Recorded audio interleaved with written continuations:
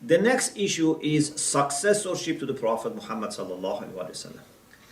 In the book Islamic Belief System, we deliberately decided not to discuss the issue of imamah, because imamah is something that Muslims may disagree, and we wanted Islamic belief system to be for all Muslims. For imamah, we have another book, an independent book.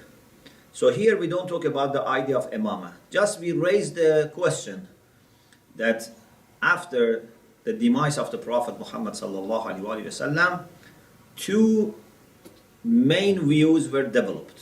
Of course, these views existed even before the demise of the Prophet, but the time they came to the public attention were after the demise of the Prophet. One was the idea of Shia, and one was the idea of non-Shia. The Shia had the idea that imamah or successorship to the Prophet is a divinely appointed position.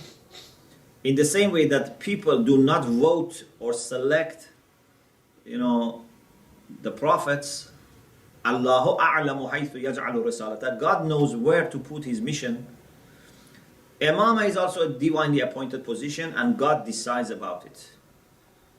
The Shia believe that Prophet on many occasions declared according to the will of God, not according to his personal will or personal choice, according to the will of God, declared to people that Imam Ali is his successor.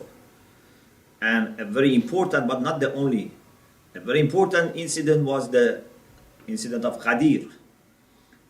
There are many other occasions, but that is very important because it was in a very big gathering, and there were many, many people, and that was the last Hajj, the farewell Hajj of Prophet, and they were also asked to pay allegiance to Imam Ali in that particular event.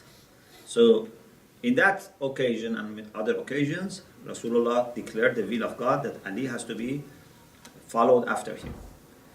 But the other view is the view that the Prophet left this world without telling people who would be his successor. And historically we know that when the Prophet was passing away, or just shortly after he passed away, while the family of the Prophet were busy with preparing for the funeral, some people gathered in Saqifa. Actually, the people who gathered in Saqifa were the people of Medina, some Ansar. They gathered in Saqifa, and they were trying to decide who would be the successor of the Prophet. They thought the successor now should be someone from Medina. The Prophet was from Mecca, and the successor should be from Medina. The news reached the second and the first caliph, and they went there and they had a discussion, they had a kind of even fight, and finally the people who were there paid allegiance to the first caliph. Then the first caliph took over, and after some time he passed away, and before dying he appointed the second caliph. The second caliph, before he was killed, appointed a group of 6 people and formed a council, and said that council should decide who would be the third caliph.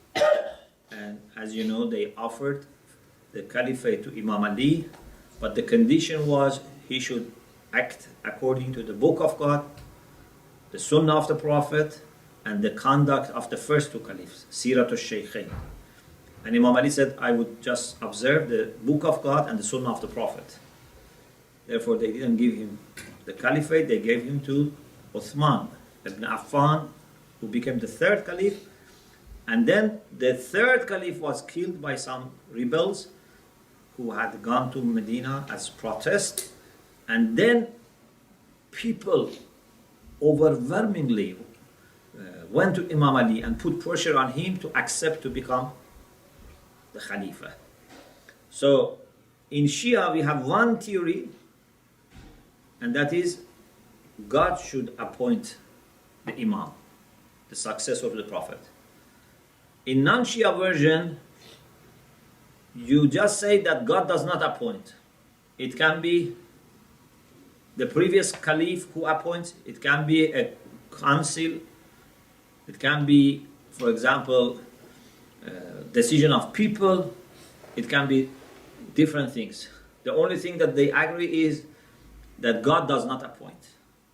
God would not decide about this. Prophet would not decide about this. But there is no one consistent, way of saying that it's always decided by people or by elite, because there have been different ways. So we just mentioned these two theories. Those who are interested in following up this case, they should refer to the books on caliphate and on imamate. And we have also a separate book on this, which inshallah will be available soon.